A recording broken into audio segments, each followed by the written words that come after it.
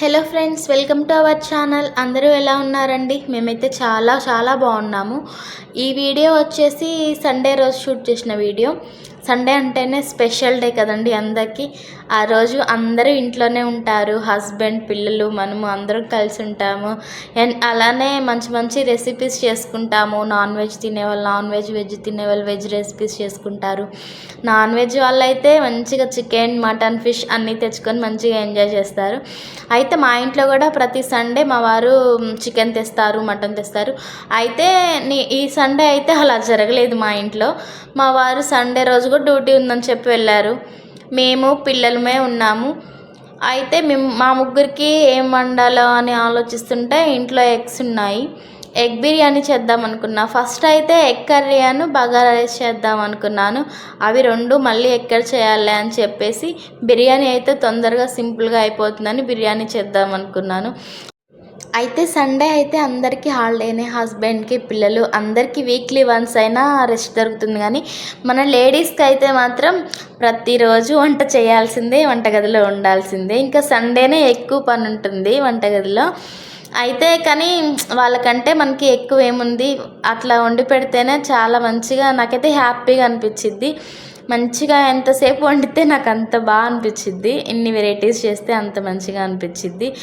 అయితే ఈరోజు వచ్చేసి ఎగ్ బిర్యానీ చేద్దామని చెప్పి ఎగ్స్ ఉన్నాయని వాటిని బాయిల్ చేసి పక్కన పెట్టుకున్నాను. అయితే మీకు విషయం చెప్పాలి, తిను డైట్ చేస్తా అంటది, మళ్ళీ రెసిపీస్ చూపించిద్ది, బిర్యానీలు, ఈ జంక్ ఫుడ్ ఇవి చూపించిద్ది అనుకుంటున్నారేమో. నేనైతే డైట్ చేస్తాను ఫ్రెండ్స్. నావి నేను తింటాను, నేను చేసుకున్నవి. కానీ నేను అవి తింటున్నానని చెప్పి మా ఇంట్లో వాళ్ళకి కూడా అవి పెట్టలేను కదా, అవి వాళ్ళు తినలేరు. అందుకని చెప్పి వాళ్ళకి కావాల్సినవి వాళ్ళు చేస్తాను. నా రెసిపీస్, నా డైట్ ఐటమ్ నేను చేసుకొని నేను ఫాలో అవుతాను.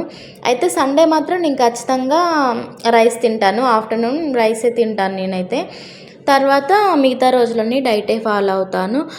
మనం ఎగ్స్ ఉడకపెట్టుకున్న తర్వాత వాటిని, బిర్యానీ విషయానికి వచ్చేస్తే ఎగ్స్ ఉడకబెట్టుకొని పక్కన పెట్టుకున్నాం కదా, అందులోనే మనం ఒక ప్యాన్ తీసుకొని కొంచెం ఆయిల్ వేసి ఒక ఆనియన్ కట్ చేసుకొని వాటిని కొంచెం బ్రౌన్ ఆనియన్స్ చేసుకోవాలి.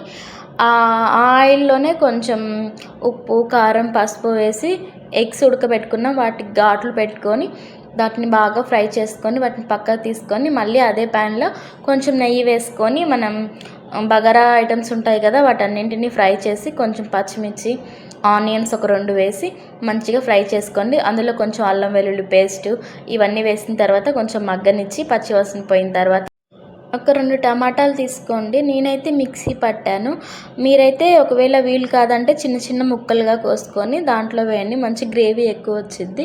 తర్వాత అది బాగా మగ్గిన తర్వాత మనం పక్కనే రైస్ బాయిల్ చేసుకోండి. అందులో మసాలా దినుసులు కొంచెం నెయ్యి వేసి బాగా 90% దాకా బాయిల్ చేసుకోండి. తర్వాత టమాటా వేసిన తర్వాత అది బాగా మగ్గి నూనె పైకి వచ్చిన తర్వాత అందులో ఉప్పు, కారం, పసుపు, అలాగే కొంచెం ధనియాల పొడి, గరం మసాలా అవన్నీ వేసి మంచిగా వేగనిచ్చి దాంట్లో 1 గ్లాస్ నీళ్ళు పోసి బాగా ఉడకనివ్వండి. తర్వాత ఎగ్స్ వేసి కొంచెం బాగా నూనె పైకి వచ్చిన తర్వాత ఆ గ్రేవీని అంతా ఎగ్స్తో పాటు తీసేసి అందులో కొంచెం గ్రేవీ ఉంచండి. తర్వాత ఈ రైస్ని దాని మీద కవర్ చేసి అందులో ఫ్రైడ్ ఆనియన్స్, తర్వాత పుదీనా, కొత్తిమీర అవన్నీ వేయండి. 2 లేయర్ కూడా అలానే వేసుకొని దాని మీద కొంచెం పసుపు కలిపి వాటర్ వేయండి.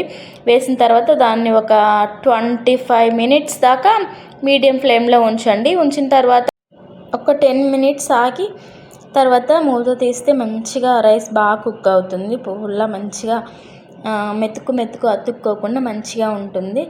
చూసారు కదా ఫ్రెండ్స్, ఈ వీడియో మీకు నచ్చినట్టయితే, ఈ రెసిపీ మీకు నచ్చినట్లయితే ట్రై చేయండి ఒకసారి, బాగా వస్తుంది. దీంట్లోకి అయితే మంచిగా గ్రేవీ కూడా అవసరం లేదు, ఉత్తిదే అలా తినేయచ్చు రైతా పెట్టుకొని. మా పిల్లలు అయితే మంచిగా ఎంజాయ్ చేశారు. బాగుంది మమ్మీ అని చెప్పారు. స్పైస్ కూడా ఎక్కువ ఉండదు ఫ్రెండ్స్, మీడియంగానే ఉంటుంది. ఈ వీడియో మీకు నచ్చితే లైక్, షేర్, కామెంట్ చేయండి ఫ్రెండ్స్. ఇంకా మంచి వీడియోస్ పెడతాను ముందు వీడియోస్లో. Bye friends.